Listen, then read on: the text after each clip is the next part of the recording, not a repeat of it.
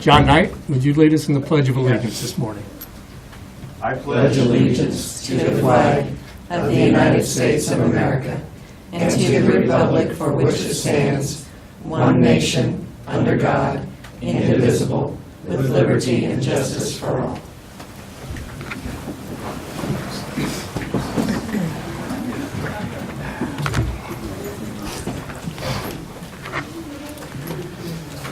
Welcome to the December 21st, 27 meeting of the Shawnee County Board of Commissioners. My name is Bob Archer.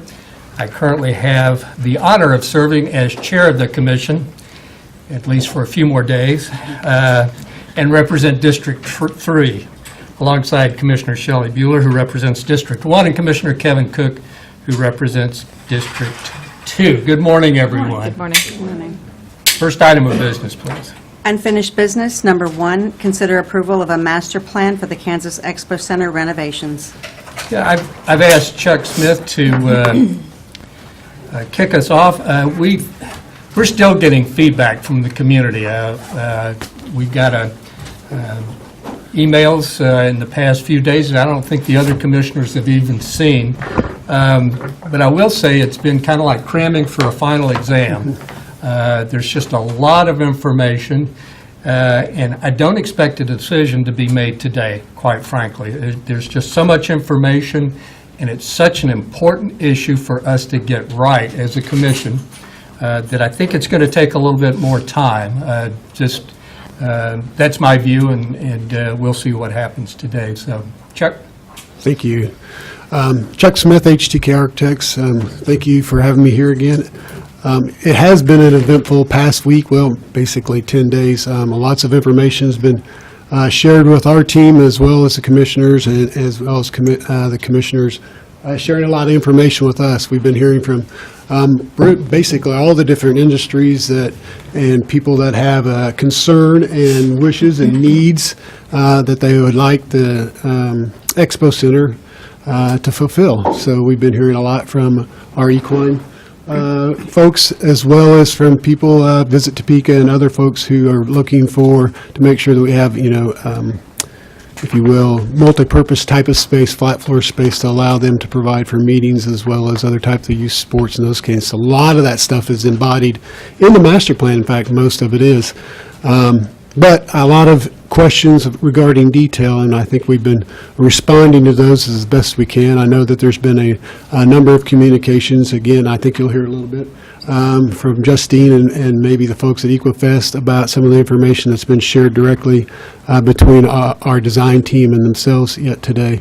I want to say that the information that's been provided and requested has been respectful and very carefully crafted and professional, and I think that most of it, if not all of it, can be addressed in one shape or another in a positive way as we move forward with the design process. So lots of information, though. I know that some of it we were sharing as late as 7:30, 8 o'clock last night, just trying to respond to some of this information. So with that, that's kind of where we're at. Thought we'd open it back up.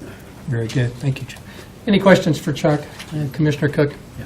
You know, when we did the presentation here last week, we talked about the 3 different approaches and trying to have a balanced approach with Correct. the design of the Expo Center, the renovations. Correct. As part of that, we had from CSNL the market's feasibility study. Correct. On page 40 of that study, it talks about a market demand analysis, looking at 4 different areas: entertainment, ag, equestrian, trade show, exposition, and amateur sports, other. And it really does outline these 4 parts of the Expo Center. And I think that's a good representation of what the Expo Center really does, is it hits all 4 of those areas. Do you believe that the proposal that we have is, again, that balanced approach, or is it too heavily centered on one of the 4? Because that seems to be a lot of the feedback we're getting is it's all equestrian, it's all equine related, and it's tailored to the equine, and even the equine people aren't happy with it. Right. So is it too heavy in one area, and is that going to cost us as the market demand in other areas, especially when we look at the amateur sports, the trade shows area? Correct. So I do not believe it's too heavy in one area. I think the process we went through and with the advisory committee and CSL, our market group, as well as Populous, was very carefully evaluated to make sure that the balanced approach found the best parts and pieces of kind of all those groups, and we're able to represent or do the best we can with the dollars given to satisfy the greatest need for each of those groups. As you went through that, some of those numbers there, some of the early studies on equine, for example, was upward of $30 million just if we were equine heavy. And likewise, if we were to go to the land and sports and event type of space, we were heavy that way in $35, $40 million. In fact, if we went all the way to all the needs we could have for everybody, it was a $63, $67 million need. So through that market demand process, Commissioner, the notion was, can we find the pieces that have the most meaningful impact in both financial return as well as operational performance in terms of the bottom line that we need to do. And then, of course, the third component is quality of life in Topeka, making sure that we're considering not just those folks that use and have events at our facility in Topeka, but also the citizens in Topeka and how they might want to use in that space. So we believe that represents, as best we can get, a fair and equitable dissection of different parts and pieces for the master plan. Yes, Commissioner. In going through the plan, when we talk about the second stall area, the new facility, and I know that the outside of it's going to be dressed up a little bit better so it doesn't look like a barn. I know that was some of the concern, was the aesthetics of it. But is it really reasonable to believe that we are going to be able to transform this asphalt-based structure from one day stalling horses to the next day having bankers walk through for a trade show? Yeah. It's just hard for me to conceive that turnaround is going to work and that we're going to be able to really hit both parts. Yeah, that's probably an operational question. I'd probably rather, Kellen, the guys that are masters at turning over space. To do that, there's a number of examples that I do know that Populous has went through where they've been able to take stalling facilities and convert them very quickly into exposition or convention type of space.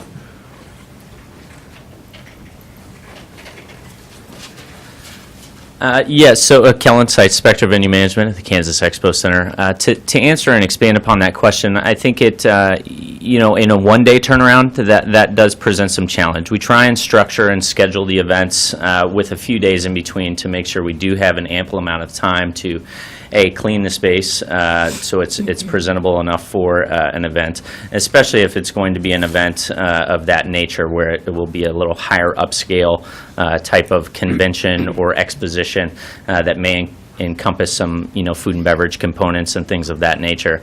We've also looked at other elements of that design on how we can bring in different type of flooring structures for those events. So just for example, after we take out the stalls for an equine event, they will have rubber matting and our hay and wood chips that would, collect the deposits from the animals, and then we would go in, clean that space, and then bring in a secondary flooring space that we'd lay on top of the asphalt and act as an additional type of flooring for some of those banquet convention types of events. I think given the restraint that we have financially, to again expand upon what the hopes are, which would include upwards of a $60 million investment to build maybe a third facility or something of that nature.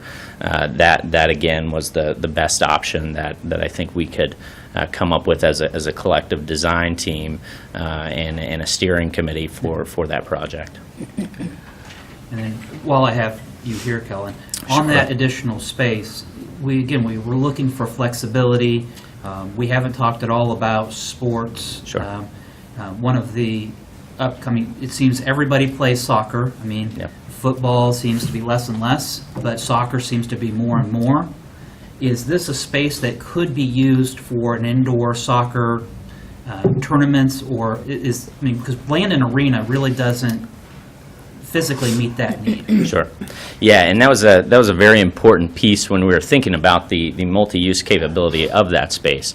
Again, with the different type of flooring that we would bring in for a convention, we can also bring in AstroTurf. We can bring in sport courts. So not only can we satisfy the needs of bringing a soccer tournament or an indoor youth football, flag football type of events, we can also bring in sport courts that encompass volleyball aspect, basketball aspect, any kind of badminton, any kind of court-related youth sport, or another area that we'll be trying to go after is senior sports as well, and other types of amateur sports to participate in those events. That facility lends itself well to that type of content. There's a 90, I think in the design currently, there's a 90-foot clear span between the pillars, and I think Chuck and Populous can speak a little more intelligently to the design aspects of that. But that does allow us to produce a number of those court facilities where we can have multiple games going on at once. Again, we tried to look at all the aspects of what that space could be used for. I think ideally that space having some sort of connectivity component to Landon would be the most desirable for many different aspects of soliciting that additional convention banquet type business.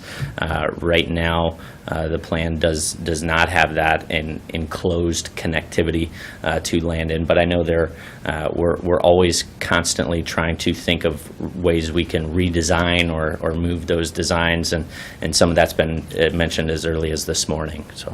I'm glad to hear you mentioned senior sports. Commissioner Archer, I know that John Knight talks about the rise of senior sports in Shawnee County, especially with pickleball, and I know that's very near and dear to making sure we cover those participants. Absolutely, Commissioner Cook. Sure. Are you finished? I am. The flooring options sound good. They sound expensive. They Are they included in the budget? We would look at, when we are doing those events, we would look at that as a secondary rented expense that would go against the event expenditure for those specific events. It wouldn't be something that is included in the budget to have those different mediums of flooring readily available on site. Okay. Commissioner Mueller, you have some thoughts? Kellen, can you address the meeting space? I know we did get a lot of feedback. Sure. A lot of feedback. Less than 10 emails is what I've received so Sure. far. So, but concerning meeting space, we did hear from the equine industry, but then also from meeting space. Talk to us a little bit about that. Sure, you're talking meeting space for small breakout type rooms. I think with some of the renovation enclosed within the lower portions of Landon, with the locker room build-outs, the new production room build-outs, and some of that is about where we have meeting space on site currently. I think some of the real opportunity is how we as Spectra work closer with our partners at the Capitol Plaza Hotel, since they operate and manage the Maynard Conference Center, on how we can solicit business from those groups where we can host the large gatherings and the banquet and the convention type business, and then have breakout rooms in an attached hotel. I think that is the desirable and extended goal of us to work in better partnership with the hotel, and we're starting to do that already, and we have been for the last few months since we've been in. We're developing ideas of how we can design our event packages to tailor a little more involvement from them, from a catering and a food and beverage side, but also from a hotel room use side, on how we really just work more as a unified team as opposed to two separate entities, since Maynard Conference Center is an extension of a county facility, and so how we get the maximized use and efficiency out of working together on those. But from the very beginning, no dollars were really supposed to go into Manor Conference Center. That is correct. Unless something is directly hooked, like HVAC or something, or the boiler or something like that. But Yeah. from the very beginning, that was not the intent. It was to Correct. keep it with the arena and with Yeah. the stall barn and that sort of thing. Okay. I don't know that I have any other questions. Okay. I'll give my view and the three concerns that I have. First of all, when years ago, when this project was first looked at, I think the budget was around $60 to $65 million. And now we're looking at a budget of $45 million. And my take on it is we're about $4 to $5 million short of taking a good facility to making it a great facility. So I think we're still a little short as far as funding, and I know Betty is concerned about the contingency amount that we're putting aside, and so I think we're short, a little bit short on the money that we need. That's number one. Number two, I don't like the visual of the stall barn being next to Land and Arena. I don't like it. I don't think it's appropriate to go there. If we can put it somewhere else, I would be pleased. The third item I wanted to talk about is financial operations on page 57. And essentially, the recommended scenario is that we would have a deficit, a net operating deficit, under the balanced approach of $619,000 per year. If we go to scenario 3, which is an emphasis on the arena operation, we have a deficit of $316,000. So in other words, going from the arena emphasis to the balanced approach is over $300,000 a year in subsidy to the Expo Center. And even going further, that's over $3 million over 10 years. That's a lot of money. So I need to process that. That's a concern of mine. So I just want, going forward, I want my view to be known that I'm concerned about the balanced approach being subsidized to such an extent. So we need more money to go into the project. I have an idea about that, but I'm not going to talk about it today. I don't like the stall barn next to the Land and Arena, and I'm really concerned about the financials and the subsidy that is required for the balanced approach. Yes, Commissioner Cook. Just as, while you're talking about the financial operations, an interesting side note is your operational expenses between the recommended scenario and the arena scenario is $1,000.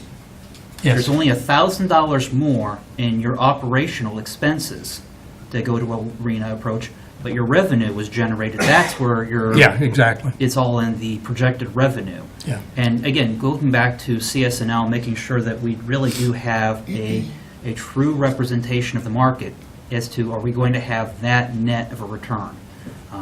We have to look at return of investment, risk analysis, all those things that Yes. CPAs and accountants are familiar with. I will, Exactly. Yes, I will say, Commissioner. though, that with our design team, as we were, we met several times, and as we were making adjustments, we went back to CSNL to make sure that the impact on the market was represented. So any time a suggestion was changed, the numbers changed. And so, a good deal of time went into the balanced approach. So I hear the concern on financials, but, yeah, I don't know. I think I went into the meeting we had the first time on this presentation and felt pretty good about this project. And, I don't think we're going to please everyone. It's going to have to be balanced, and I was somewhat hesitant to put this back on for the 21st. I think you all were ready to make a decision the last time we talked, but I sense that you're not willing to make any decisions today going forward? I'm not. Again, I received an email I thought was pertinent last night, and I haven't had the opportunity to share it with the commissioners. I've given it to the county counselor and asked him to share it with you, if appropriate. And there's just, there continues to be more information that comes in. And again, the importance of the issue to me is so high that I don't want to make a decision today.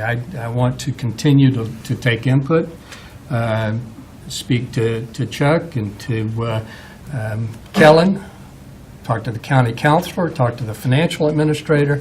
Again, with a decision this monumental, I don't know that we need to rush it, to be honest with you. That's my view.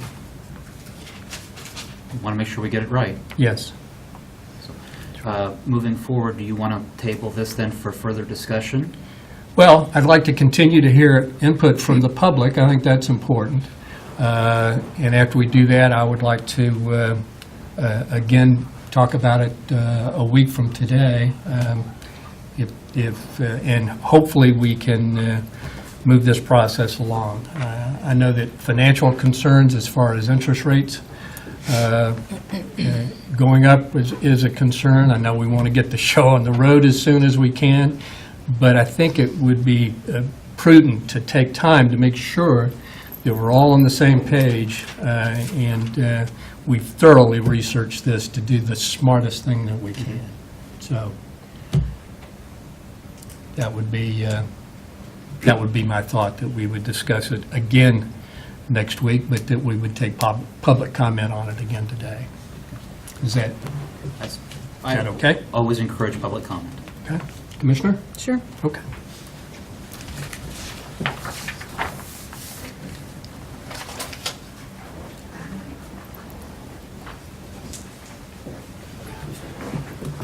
Thank you. Good morning. Thank you. Good morning.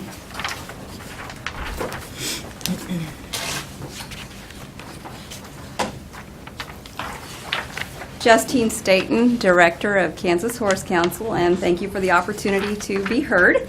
To, I guess, piggyback on the conversation just had regarding the balanced approach and the additional facilities from what we were kind of focusing on, just wanted to make a comment that from the equine industry partners, we were trying to narrow down our response to what would specifically impact equine, not to lessen the necessities of the additional features, because of course it's all revenue for the expo, and then everybody wins. So as far as the multi-use facility goes, for the general horse show that would be put on, those pieces may not be a pertinent factor because they would be focused like they do now, mostly on Domer or the opportunity to have a multi-ring show, which would encompass that new potential arena. So, and then as far as Landon goes, again, that one's kind of outside of the budget area for most of the horse shows that are put on there and hosted. Now, from the Equifest input, I could see us utilizing that multi-use facility to expand our vendor space opportunities, or to give you an example of how we used to do it when we were down in Wichita, not saying it has to be done the same, but we utilized a space similar to that, and we also, so we had our overflow stalls. In that case, we had all of our stalls, but we could utilize it as overflow stalls to allow more breeds to come in for display, as well as we can have vendors in there that don't mind being in that mixed environment, because we've had that before. And we can also utilize that space for workshops. So that's just kind of a picture of that multi-use facility and how it could potentially work for something as big as Equifest. Then what we tried to do in our filtering our unifying our voices and filtering our needs pertaining to the equine sector, we just tried to focus mainly on the Domer modifications and the potential new arena. And so I had emailed you the lengthy discussion that our group had come together with, but today just wanted to reiterate and boil it down to the simple necessities that were important. And so one of those being having walls on that proposed new arena would be ultimately important. So if the proposed covered-only arena is constructed, it limits it only to summer months for use for comfort because in the wintertime it could get pretty breezy. So February, we all know when we have Equifest, it's the weather could be great or the weather could be really cold and nasty. And so having walls on is kind of important for comfort for horses, exhibitors, attendees, et cetera. It's also concerning that with the fire station in close proximity without walls to buffer the sounds from the sirens, there are some horses that are just kind of high-strung and could get spooky with that and potentially create a risk there. Also, it can be inconvenient to show managers hosting if they want to set up their obstacles, their jumps, their displays, et cetera, the night before the show starts in the morning, because mornings are usually very rushed. Then with having no walls on for security and safety, it poses that additional issue of potentials for vandalism, theft, et cetera, because there is no wall protection there. So it could be an additional cost then, I suppose, if you had to hire security for that night. It's also inconvenient having no bathrooms or concessions drawn into those plans. So those are just a few of the points that we really wanted to kind of focus on and highlight and hope that will be addressed in the future plans, and understanding that this is all just phase one. And we are really hopeful that the phase one goes through with the understanding that it's a rough draft and there's potential for change and you know, negotiations in there that would meet those needs adequately. So those are the main points that I wanted to contribute today, and also say thanks for the opportunity for us to be heard. Thank you. Oh, good. I have a quick question, and Certainly. turn it over. And when I read your lengthy email, a couple of things struck me, and I want to make sure that I fully understand them. Okay. But at one point, you say the proposed multi-use facility south of Landon bears minimal impact Yes. and minimal incentive to equine livestock And use, so that's what I'm saying. other for than most a of the shows. potential space to rent for overflow with additional stalls. But that incentive is self-limiting due to arena space limitations. Right. And then you go on to say that 450 to 500 stalls is much too high, unusable, that 300 to 350 stalls seems more realistic. Would you expand on that? or- Absolutely, be happy to. So, Thank you. Most of the shows that come through, say, Ann's Hunter Jumper shows and any of the other, the ropings, the reinings, et cetera, they may only have need for up to 300 stalls at max. Arabian shows, and that's the potential to grow, because they may currently only be at 150 to 200. So to go all the way up to 450, 500, you're going to need a lot more arena space, a lot more warm-up area, a lot more staging area, because you can't put all those horses in there for one show in one warm-up arena. So having that many stalls and not having sufficient arena space is kind of lopsided in the needs, or recognizing the needs. And so addressing that overflow and potential use for stalls to the general equine community that we can all agree on, and that's separate from something as big as Equifest, which is more of a show type of an exhibition vendor. It's kind of a little bit of everything that goes on. So entertainment, horse show, the horses on display, not necessarily a competition event, but we do have competitions within that. So that's what makes that piece a little more complex, where I was contributing that we could utilize that piece for Equifest, but the general horse population that rents the facility would not have need for that. Would not have need for That multi-use piece. the multi-use. Right, so we And, tried to focus on what the needs would really be. that Okay, would and that's really interesting, because I think that one building is going to cost $4.4 million. To enclose that is another $1.3 million. Just looking at numbers, Okay. which, as Commissioner Cook said, CPAs and accountants tend to do. So I think what you're saying is that there's very limited appeal to the equestrian community, the equine community, for the extra building, For the multi-use building. for the multi-use building. Right, so we Okay. were focusing our attention on potential expansion of Domer, or that covered arena being maybe joined with Domer, sides put on. What kind of potential lies in that space there? Okay. Let's see if I had anything else. Commissioner Archer, I You've think- probably been over that already. Yes, okay.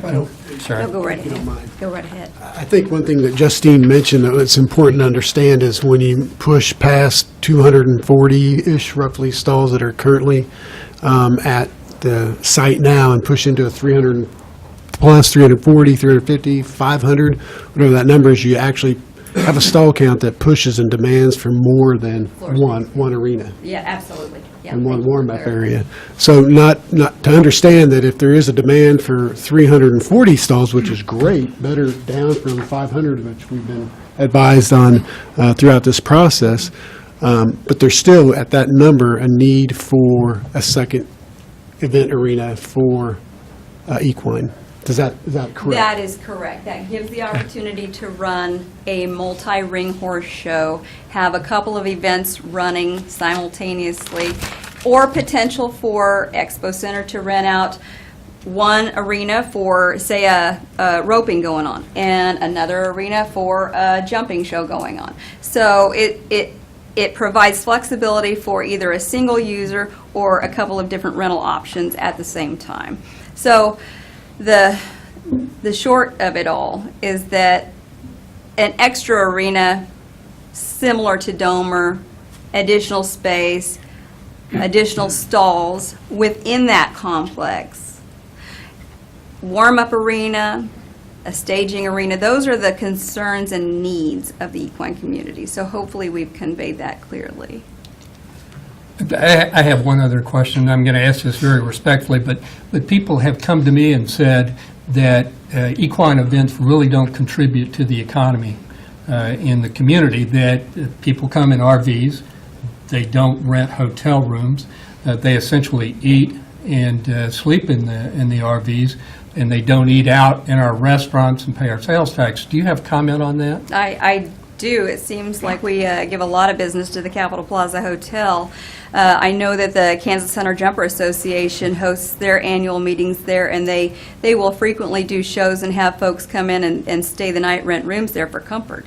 You know, not everybody does like to stay in their rigs. There is probably the cowboy culture that would maybe be more inclined to doing that, as they are very self-sufficient as it is. Right. But I suppose there could be a survey done to figure that out. Well, I've just heard that comment from some leaders in the community that equine events don't contribute to the overall economy, like having Cirque du Soleil, for example, might. So, Commissioner Cook, you had questions? So in looking at our map, we have roughly half of the area of the Expo Center that falls in either a floodplain or floodway. A quarter of it is completely unbuildable due to being in a floodplain. But this is green space or grass area. What is the need of the equine facility or equine community in having a warm-up area or a grassy area where you can walk the horses or maybe exercise them during a show? Well, whether it's a dirt floor or a grassy area, there's a great need to have that warm-up arena or area and staging. And what we mean by staging is basically kind of an apron before you enter the arena. So you're queued up ready, you're on deck, like the batter in the batting circle. You're ready to go. So a warm-up arena is essential.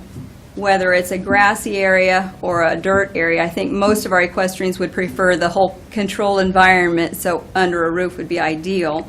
And of course, the walls are a big deal so that we can maintain that climate that everybody is. So, you know, we prefer climate control. We're all creatures of comfort, including our horses that are very expensive on the upper end of the show scale. So. Okay. Again, looking at, we have a lot of grassy area that we can't do anything with. Sure. And what it is that we might be able to, how we can accommodate the equestrian community and do something with it, make it usable and feasible. So, Thank you. Potential state, yeah. Commissioner Bueller, any questions for Justine? No, this would be for Chuck. Okay. Thank you. CSNL did take into account the impact of the equine industry and events that would happen at the Expo Center, correct? Correct. And our- those numbers are reflected. Correct. And so in the total economic impact Right. numbers that are on those reflect the impact of like your concern was, how many people stay in a hotel versus don't. Those people that are inside of Shawnee County that would likely spend their money elsewise in Shawnee County if they weren't going to one of these things versus event types that bring people from outside of Shawnee County and maybe a Cirque du Soleil kind of thing. So in the overall financial impact as a community, that's more reflected there. I do know that hotel counts for all the various hotels, I wouldn't say every one, 'cause I couldn't tell you that, but many of the local hotels for different periods of time, associated with different events, historically what those numbers would look like. And as you suggested, equine events tend to be lower at the Capitol Plaza Hotel than, say, like dog or other animal events are much higher, or concert type of events. So, to your point, Okay. But that is reflected in reflected in the the total economic impact part of the analysis versus the financial deficit in terms of operations. And Commissioner Archer, those are pages 52 through 56 of the study. Thank you. I would, couple comments. I think Kellen rightly said we had about, in the multipurpose space, about a 90-foot clear span in one direction, and of course, that would be the length of the barn in the other direction, so we could do a lot more of that. Space, if Commissioner Cook, and thinking of the idea of soccer, for instance, something like that would tend to need to go to a clear span space and be potentially scheduled and coordinated with equine events and using either Domer or a second arena as a space where you could lay down temporary grass and support soccer, club soccer type of events, if not in both of those. So those ideas have been thought about and talked about and are in this, and I think you'll notice in some of those that there's a youth sports, adult sports component that is illustrated as an upward motion in the balanced approach. Commissioner Archer, just a quick point regarding, don't like the barn, if you will, just directly south of the arena. One of the comments that Kellen referenced that we had this morning was the notion that if it is indeed a multi-purpose space, it needs to have connectivity to support both equine as well as what's happening in land and arena, kind of its position there. It doesn't necessarily mean that an idea of potentially connecting it to the side of, if you will, south side of Landon and making it look just like the lower portion of the north side of Landon where the Expo Hall is, butted to the south side and look like the Expo Hall but only on the south side isn't out of the question. Again, that would develop itself through the design process. Okay. Thank you. Anyone else for comments? Hi, my name is Kate Fowler, and it's very interesting to sit in the audience and listen because you have lots of answers sitting over here going. The grass area for the horses, that's just kind of the one that is so far from everything, and you have to walk over the parking lot to the event. You can't hear the speaker system, so I'm kind of like. Yeah, and the floodplain, I didn't even know about the floodplain until I saw the designs, and I'm like, oh, that's tough for you guys. But I wanted to kind of explain where I'm coming from. I'm a lifelong Topekan. I've been in the horse industry for over 40 years, and I managed my first horse show at the fairgrounds. And it was a hunter jumper show in the early 80s when Carol Falk and I personally erected an arena with all the little small fair buildings, and we put an arena in there. And within that time, I was asked to sit on the steering committee for Landon Arena, which is now, Domer and Landon. And they wanted to know from the horse people what we needed. And it was really interesting to watch in 1986, the buildings opened up, because it was like, wow, instead of this little arena that we were putting, T-posts in, we could actually have a real building. And I think in the last 30 years, the equestrian world has shown that we have used that barn, and people come from all over the United States, Kansas area, the Missouri, Colorado, to show there. But it was 30 years ago that we erected that. And so now it needs improvement. I concur with what Justine said about, all the different problems that the current design has. The covered arena is, it's not what we need. And we need to expand on what we have, because what we have right now is really good, but we've outgrown it. We need to enhance, to get people back to Topeka. We have lost a lot of our big shows because we don't have the area to have the big shows and the stalling and the arenas. To my knowledge, the people who actually put on the shows at the Expo Center have not been contacted of what we need. We're the ones who sink our money into hoping that we get people to come. And I would like to see, again, a steering committee to help these architects with what we need. And the plans that we saw last Thursday, that was the first we'd ever seen of it. We were going off of kind of the plans that we had seen 3 years ago. And so for us to see the condensed version of it, we were like, whoa. And then where are the sides? Kind of like what Justine says, it's not practical. So I guess what I'm really hoping is that when you guys are really looking at the plans, that the people who actually rent Domer Arena for the horse shows, none of us have really ever even had to be able to have the input to be put into what, they designed. And we sat last week, well, actually, it was this week. No, it was last week. Some horse people got together, and from all different disciplines. It wasn't, just the little hunter jumper people or, the reining people. It was a conglomerate of all sorts of different disciplines to say, what about this idea? What about this idea? What about this idea? So we have, we think, pretty darn good ideas.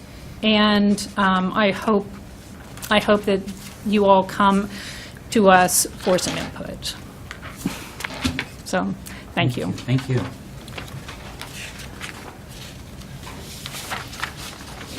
I had heard that also, and Bud had gotten an email from CSL and essentially lists over 21 equine organizations that have been talked to, including the Kansas Horse Council and Equifest. So I don't know where the disconnect is, that some people think that they haven't been listened to, and yet our consultant lists the dates and the contacts they've made with people in the equine community. So that needs to, I don't know where that disconnect is coming from, but I think this is one of the documents that the other commissioners haven't seen yet. So anyway, anyone else for discussion this morning? I might mention Yes. to the Commissioner, every email that I'm receiving, I'm forwarding to Chuck and Yes.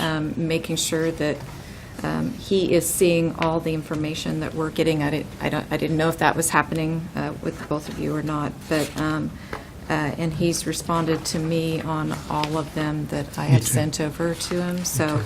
I by you telling us, we are trying to get that word to HTK and make sure that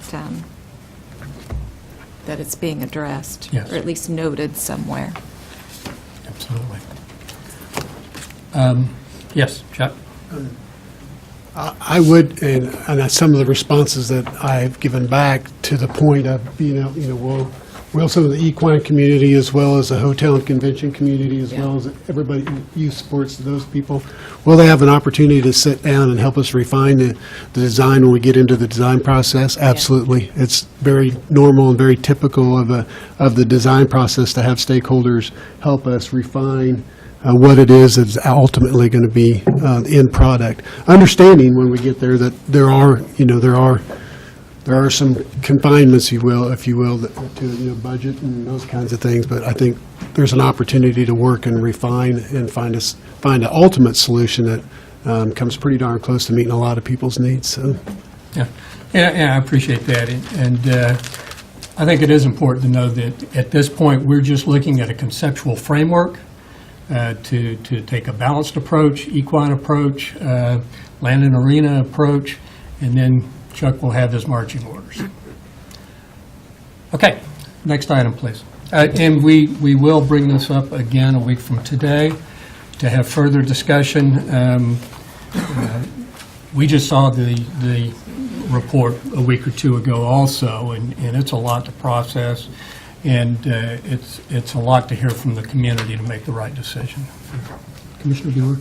I know our county councilor will not be in attendance on that meeting. Whether that makes a difference, I think it does. Okay, would you? Well, We don't have a meeting on Monday, and I don't know how many people are traveling again. It's Yes, I- holiday season, so The next, And then and the January 4th meeting has been canceled. The next meeting would be January the 8th, Which is our typical organizational meeting. which is our organizational meeting. So are you proposing that we wait till no, the I think there 11th? was a motion to table it to the 28th, and that's fine. Well, I I hadn't made the motion yet. I just asked if we were going to, so Okay. I just, that was my inquiry as to whether or not he was wanting to table it for a week. Commissioner Bueller, do you think that the 8th No, or it's just- 11th or? I don't know. It's been my experience that sometimes when you do business around the holidays, it's just, it's just tough. Yeah. People are not maybe reading their papers as often. I mean, they're with family, and so I think, I don't know what kind of time crunch that puts you in. I don't know if you're going to be working on this night and day between now and, the first part of January. I don't know. Help us a little bit here, because. but you're making an excellent point. So, we're, other than responding to the questions or comments or requests for additional information, we're really not working on the project or advancing the design of it at this point in time. So when we get there and get direction, then we'll start moving forward. So there's not really a crunch for us. I would request that you avoid the 11th if possible. I'm not in the state at all, so at that time for That's just what I personal. was going to suggest. But if it happens to be the 11th, then I will find a way. Now, So we do not have a Thursday, January 4th meeting? no, we don't have a meeting on the Okay. So 4th. the 8th, The 8th will be would our be- organizational meeting. I'd like to set a date that we make a decision. Whether it's the 8th or the 15th. 15th is Martin Luther King Day. Huh? 15th is Martin Luther King Day. Oh. Sorry.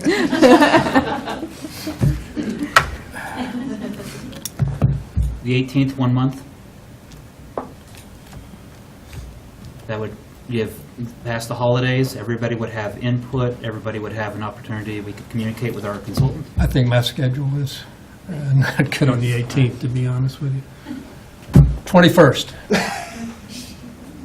Does that work for, does that work for you? It's a Sunday, but If the 11th Monday, the 22nd would work. If the 11th of We January, pray a lot. I guess that's what I was thinking of the 21st. if the 11th of January, please, if that makes most sense for the commissioners, then please, we'll find a way to have representation here if I cannot make it. Okay. Is that satisfactory, commissioners? 11th or 22, either way. I think the 11th. 22. Let's make it the 11th, if I think that's that- okay. that We'll come, works. that will be a decision on the Expo Center. In the meantime, continue to send us email. Justine, thank you for your information. That's appreciated. I think Chuck has been outstanding in providing information, and Kellen also. But like I say, this is a very, very important decision, so we need to make sure it's a smart decision for our community. Next item, please, and thank you all. Consent agenda? Questions or comments? There are 3 items on the consent agenda. I'll move approval. Second. Motion made to approve the consent agenda by Commissioner Bueller, seconded by Commissioner Cook. All in favor say aye. Opposed, no. Motion carries.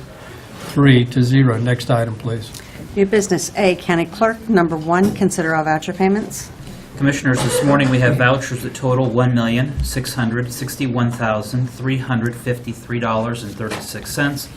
The highlights are Capers contributions of $371,313.50. Expenditures by the court of $135,893.05. Infrastructure payments of $446,317.24. Solid waste expenditures of $296,029.66. And then the sheriff of $61,020.67. I do not have any questions, so I would move for approval. I'll second. Motion made to approve the voucher report by Commissioner Cook, seconded by Commissioner Bueller. All in favor say aye. Opposed, no. Motion carries 3-0. Next item, please. Number 2, consider correction orders. Move to approve. Second. Motion made to approve the correction orders by Commissioner Cook, seconded by Commissioner Bueller. All in favor say aye. Opposed, no. Motion carries 3-0. Next item, please, Cindy. Number 3, consider approval of resolution number 2017-88, authorizing a 2018 zero malt beverage license, including Sunday sales, for Great Life at Safari Golf, located at 7523 Southwest 21st Street. All the formalities have been done? Yes. Paid their taxes and all the things that is in here? Okay. I'll move to adopt the resolution. Second. Motion made to adopt the resolution by Commissioner Archer, seconded by Commissioner Bueller. All in favor say aye. Opposed, no. Motion carries 3-0. Next item, please. Number 4, acknowledge receipt of the petition to create Shawnee County Main Sewer District Number 69, Lateral District Number 5, and consider setting the hearing date of Thursday, January 11, 2018. Commissioners, we received a petition to create this Sewer 69 Lateral 5. It was signed by 100% of the landowners, and we're just requesting you set the hearing date. I'll move to acknowledge receipt of the petition and set the hearing date of Thursday, January 11th. Second. Motion made to approve by Commissioner Bueller, seconded by Commissioner Cook. All in favor say aye. Opposed, no. Motion carries 3-0. Next item, please. Item B, District Attorney, number 1, acknowledge receipt of correspondence from District Attorney Mike Kagay regarding a 2-year contract with the Kansas Attorney General's Office for appellate work at a cost of $100,000 per year with no negative impact on the DA's budget. Good morning, Commissioners. Mike Kagay, District Attorney. I am happy to announce this morning that I have successfully negotiated a contract for the Attorney General's office, for Derek Schmidt's office, to assume the primary appellate caseload that currently runs through my office in Shawnee County. This is a process that began in 2015. I think at that time, Attorney General Schmidt began expanding his appellate unit, their capabilities, and he started entering into negotiations with different jurisdictions around the state. And it's my understanding he has somewhere between 25 and 30 already under contract. And this made sense for us for a few reasons, but I can address those or not. But the essence of the contract is that the appellate attorney position, which was the only appellate attorney position in my office for an attorney that only handles appeals, is going to be transferred over to Derek Schmidt's office. So it's there's no impact on the budget. I'm not saving money. I'm not asking for money. They're not making money on the deal either.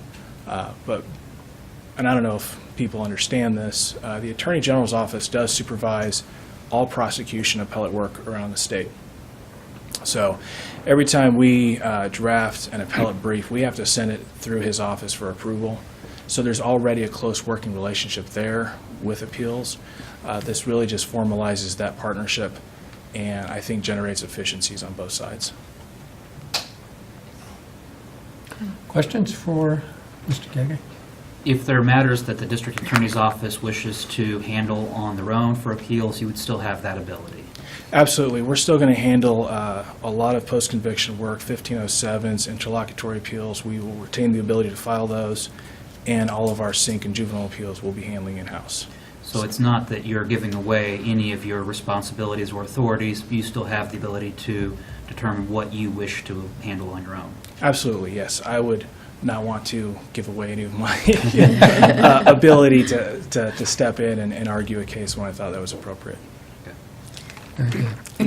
How many cases on a year have you handled with that will be kind of transferred over? Did you say that? How many? Right. That number fluctuates year to year, and it's contingent on a number of factors. But I would say an average in any given year is between 50 and 60 real appeals that need to be filed and argued. So that's the substance of what is going with this position. And again, I'm transferring a position from my office to the AG's office. I'm not going to backfill that position. That caseload goes with them. And as I said a moment ago, we will still be doing appellate work. If you recall earlier this year during the budget discussions, I had talked about how we have an appellate attorney who handles the primary appellate caseload, and then all the other appellate duties are spread throughout the office. Everybody has a hand in it. That part won't change. So, but the bulk, I would say a good portion of the appellate work will be going with this position. Thank you. I'll move to acknowledge receipt of the correspondence. I'll second. Motion made to acknowledge receipt by Commissioner Archer, seconded by Commissioner Bueller.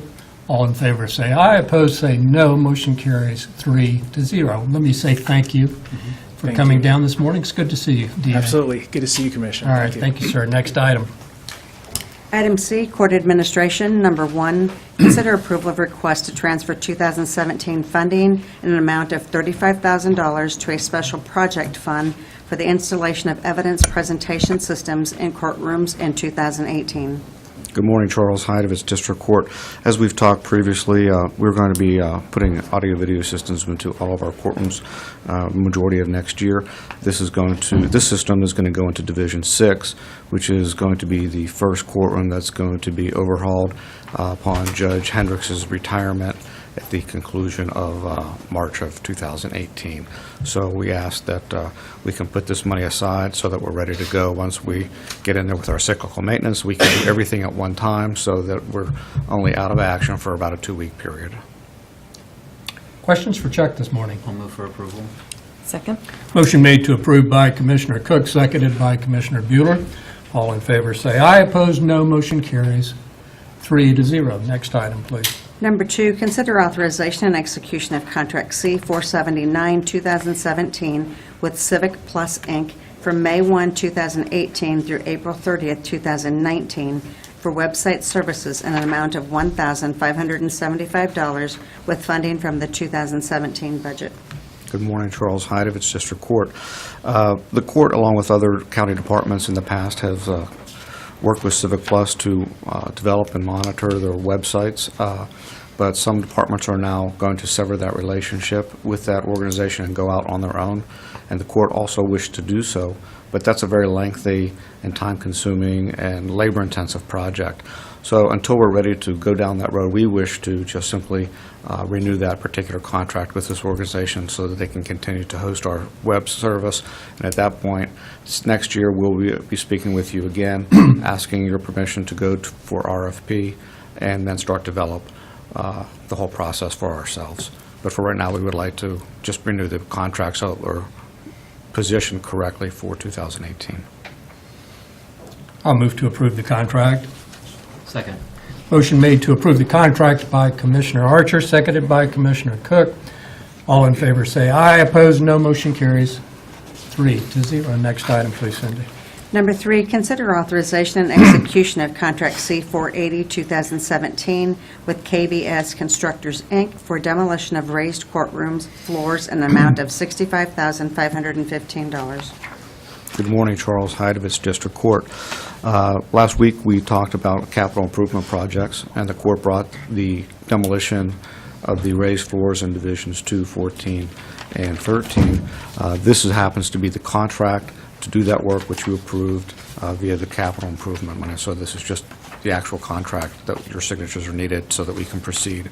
And that work is going to start on December 16th, if you approve it, the contract. Questions or comments for Chuck? I'll move for approval. Second. Motion made to approve by Commissioner Cook, seconded by Commissioner Bueller. All in favor, say aye. Opposed, no. Motion carries 3-0. Thank you, Thank Chuck. you, and happy holidays. Thank you. Thanks. Next item, please.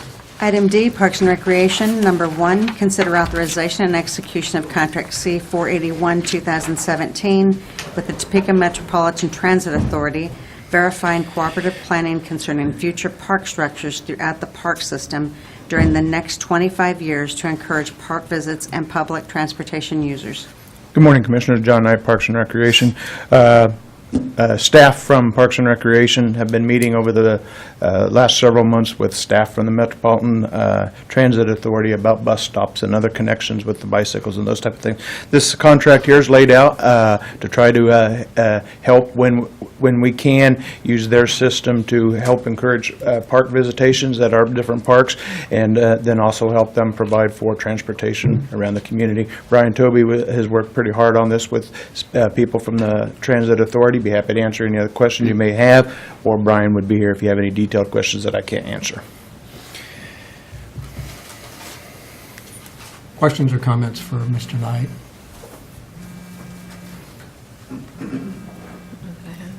I do not have any. I'll move for approval. I'll second. Motion made to approve the contract by Commissioner Cook, seconded by Commissioner Bueller. All in favor, say aye. Opposed, no. Motion carries 3-0. Next item. Number 2, consider authorization and execution of Contract C 482, 2017 with the Shawnee Boat and Ski Club, which allows the club to utilize the facilities in Lake Shawnee through December 31st, 2018, and a contribution from the club of $2,500 to the Shawnee County Parks and Recreation Foundation in 2018. Commissioners, this is a contract. We generally had gone 3- and 5-year contracts with these associations, but with the different things we're talking about now, we weren't able to come to an agreement with this group for a longer-term one, but we did want to make sure that they could have a 1-year contract while we continue negotiating with them going forward. Be happy to answer any other questions you may have. Archer. Yes, Commissioner Cook. As we start to do renovations at Lake Shawnee and looking at the swim beach area, there were some discussions about changing that setup around that area. Is this part of that contemplation? Yes, we don't know for sure where we're going to go and how much it will affect them, and they don't know how much they want us to affect them. That's part of the negotiations that we're having right now. But yes, it's related to that. But we know we're not going to affect it much in 2018, so we want to give them the capabilities to do the events and their club activities for 1 more year for sure. Very good question. All right. I'll move for approval of the contract. I'll second. Motion made to approve the contract by Commissioner Cook, seconded by Commissioner Bueller. All in favor, say aye. Opposed, no. Motion carries 3-0. Thank you, Commissioners. Thank you, John. Next item, please. Item E, Human Resources. Number 1, consider approval of request to advertise and fill an HR Specialist 1 position at an annual salary of $44,490.80, including benefits. Good morning, Commissioners. Angela Lewis with Human Resources. We'd like to open and advertise this position as soon as possible. I'll move approval. Second. Motion made to approve by Commissioner Bueller, seconded by Commissioner Cook. All in favor, say aye. Opposed, no. Motion carries 3-0. Thank you, you. Angela. Next item. Item F, Public Works Solid Waste. Number 1, consider approval of a project budget in an amount of $352,000 for design and construction of a replacement of a culvert on Southwest Morrill Road over a tributary to Colby Creek.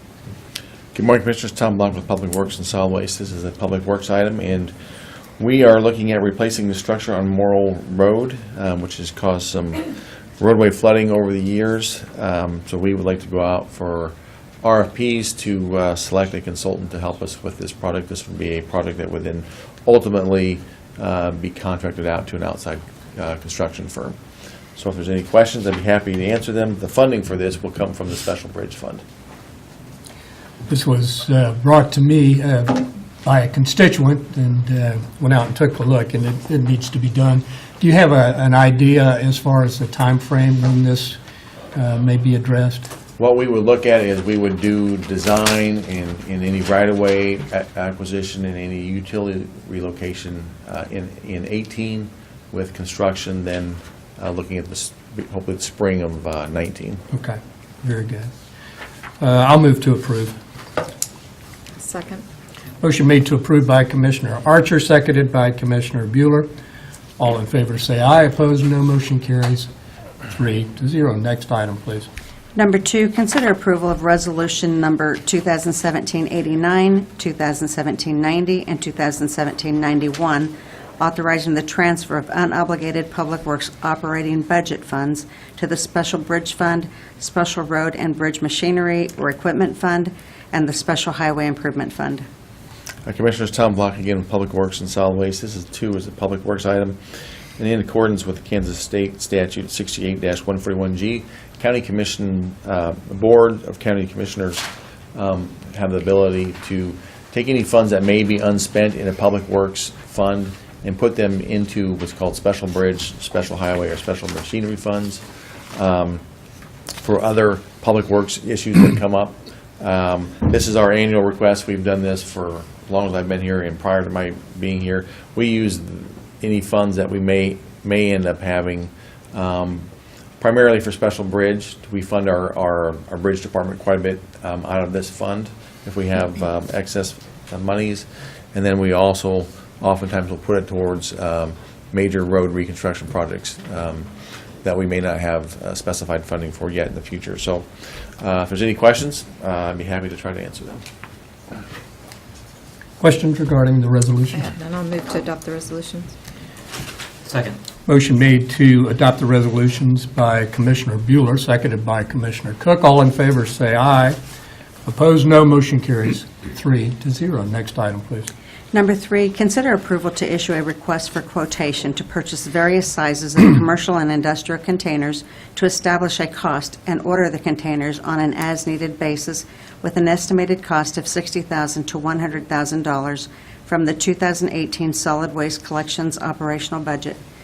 Commissioners, Tom Block again. This is a solid waste item, and this request is just to allow us, as we go throughout the year and we have different orders for different containers, commercial containers, our inventory may go up and down depending on the different sizes of containers. This would just allow us to go out and receive quotes from vendors who supply these types of containers so that as we need them throughout the year, we can then purchase them to continue fulfilling needs of current and future customers. As mentioned, this would be coming from the Solid Waste Fund, which again is not tax funded. It's all user fee funds. So if there's any questions, I'd be happy to try to answer them. Questions? I'll move approval. Second. Motion made to approve by Commissioner Bueller, seconded by Commissioner Cook. All in favor say aye. Opposed say no. Motion carries 3-0. Next item, please. Number 4, consider approval of request to fill 3 vacant maintenance staff positions at an annual salary, including benefits, of $49,406.74, and to fill any positions that become vacant as a result of filling these positions. Commissioners, Tom Block again. This is a Public Works item, and over the past several weeks, we've had 3 positions become open or are going to become open. We had one staff member of ours several weeks ago that had unexpectedly passed away. Another one has decided to go back to college to earn a second degree, and the third one has decided to seek a different type of employment. So we would like to be able to fill these positions so that we can be fully staffed in all our road maintenance divisions, and particularly with the winter coming up. So if there's any questions, I'd be happy to try to answer them. I'll move to approve. I'll second. Motion made to approve by Commissioner Archer, seconded by Commissioner Bueller. All in favor say aye. Opposed, no. Motion carries 3-0. Thank you, Tom. Next item, please. Item G, corrections. Number 1, consider authorization and execution of contract C-483, 2017 with Tyler Technologies to provide a bi-directional interface with Corizon Health Services electronic medical record software at a cost of $22,400 paid by Corizon. Good morning, Commissioners. Tim Phelps, Department of Corrections. The essence of this request is that when we transferred mental health services over to Corizon, we needed a way to make sure that what they're doing with regard to the mental health services, suicide watch, and those kinds of protective indicators, that when they put them into their software, it transfers to our software so we don't accidentally miss somebody who needs to be protected when they come in the door. So this is something that we required in our contract with them that they paid for, and this is now the agreement with Tyler Technologies to get that done. Questions for the Major? I'll move for approval. Second. Motion made to approve by Commissioner Cook, seconded by Commissioner Bueller. All in favor, say aye. Opposed, no. Motion carries 3-0. Thank you, Major. Thank you. Next item, please. Item H, Commission. Number 1, reflect that Commissioner Cook is appointing Richard Eckert to serve on the Kansas Expo Center Advisory Board representing the 2nd Commission District. Commissioners, Carice Mapes had been my appointee, and her term came to an end. I would like to thank Carice for her service. She's done a lot of good work, and she is still hard at work here in the community, working through a number of organizations, and just really want to thank her for her service, but then also allowing appointment of Rich Eckert to the spot, especially with his background in the Expo Center and its operations, especially as we come to its renovations. So that is a motion to approve the appointment. So that's not a typo? No. Oh, okay. I'll second. Motion made to approve by Commissioner Cook, seconded by Commissioner Bueller. All in favor, say aye. Opposed, no. Motion carries 3-0. Next item, please. Administrative Communications.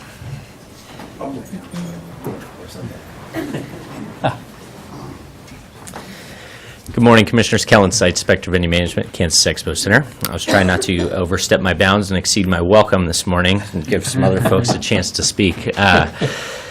Just wanted to give a couple updates on holiday hours for the facility in terms of the administrative staffing hours. So we will be observing the holiday starting Friday at noon, where our administrative staffing, our administrative offices will be closed at noon on Friday, and observing again on Monday, the 25th.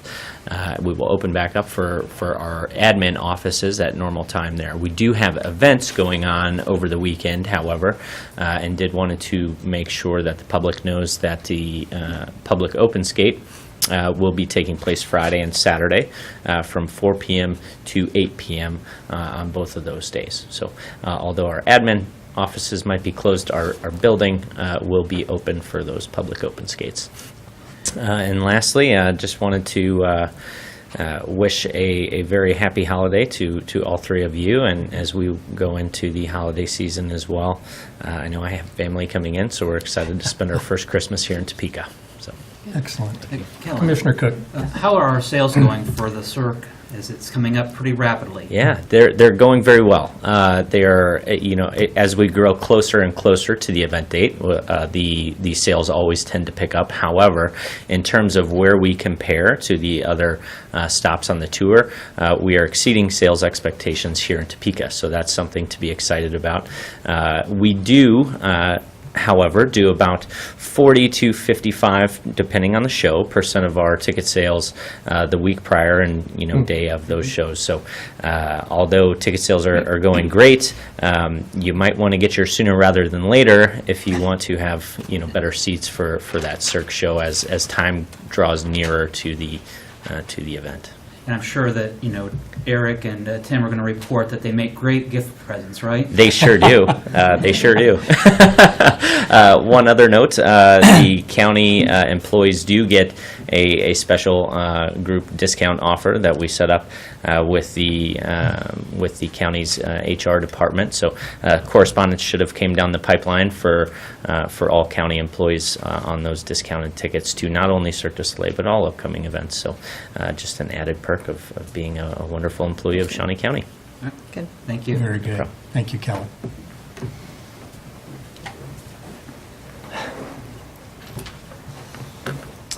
Commissioners, Tom Block once again. I have a couple items related to the solid waste department. Again, just my announcement again regarding our holiday collection schedule.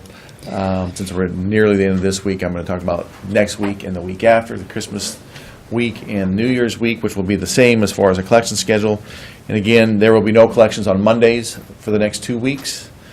And then our Monday customers and Tuesday customers will be pushed back a day.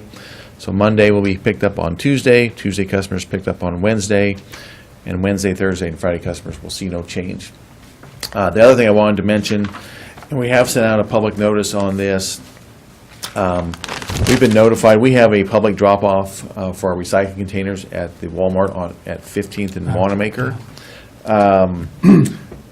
They are going, in the location where our containers are, is on the south side of their building. They are going to be repurposing that area. They're going to be implementing their curbside grocery pickup, I believe, in that area.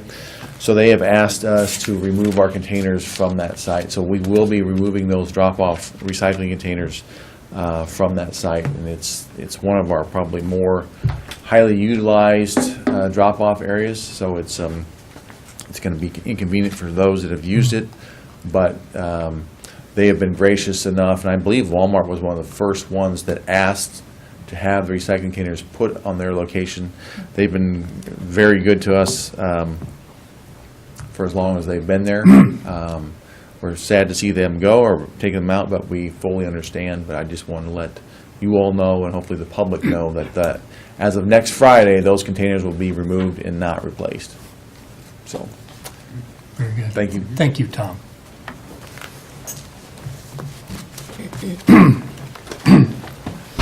Good morning, Commissioners. Brian Cole, Shawnee County Department of Corrections. I first want to give a shout out to Kellen and everybody. I did attend the ice racing, and I was one of those fanatics on the front row. It was very exciting. I had never seen anything like that. It was very good, a very good event.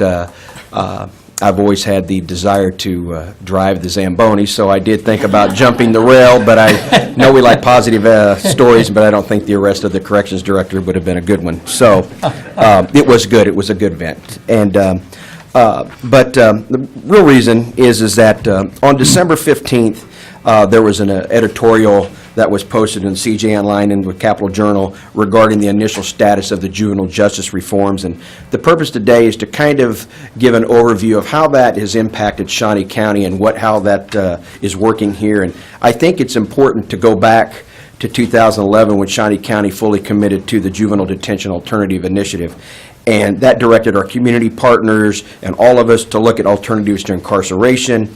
Since that implementation of the JDAI, our community has seen significant results, which I'll talk about here in a minute.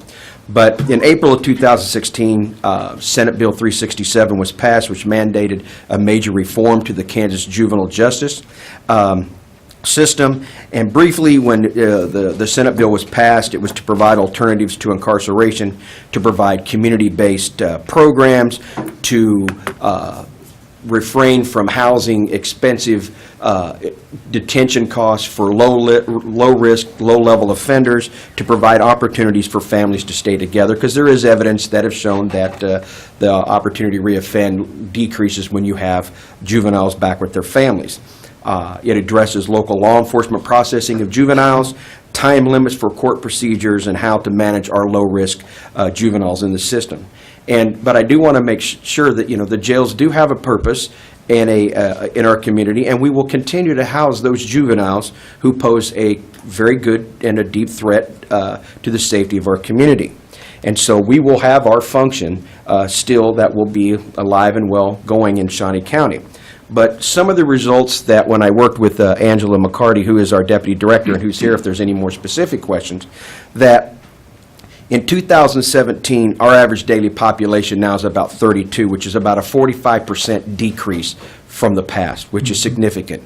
Operation costs go down, overtime goes down, and that helps with staffing, morale, and just the overall safety and security and the quality of services. Juvenile admissions have decreased almost 70%. And where we had a great deal of probation violation admissions, those coming in who failed to go to a court date or go to their probation officer, those have decreased 90%. So we are seeing already a tremendous benefit of reducing costs, because incarcerating juveniles, especially juveniles, is a very, very expensive endeavor. With the per diem rate of well over $150 a day, and as your population decreases, that per diem goes up, that we're seeing a significant impact. There's still a lot to do. We still have to look at how we repurpose staff, how we can repurpose some of our funds. If all of it's not needed in juvenile corrections, things like that, are there better programs we can do? Are there better ways we can repurpose staff, better ways we can work in our community, and things like that? So we still have a long ways to go. We have to look at a shelter, which I have some ideas on. We have to look at other programs and work with communities. But I thought it was important, and I was speaking with Commissioner Archer regarding this, that the public knows that our commitment, and we're following the law, but our commitment to juvenile justice it is paying off. So, like I mentioned, I'll be happy to stand for any questions, but I do have Major McCarty here, she is the JDI coordinator for the county. She is well respected in her profession in juvenile justice, and at the Department of Corrections, she's a tremendous value. So if you have any questions for her, I certainly will stand to the side, because I certainly don't want to mess that up. So, any questions? Thank you. Thank you. No, thank you very much, Brian. Thank you. I appreciate the update.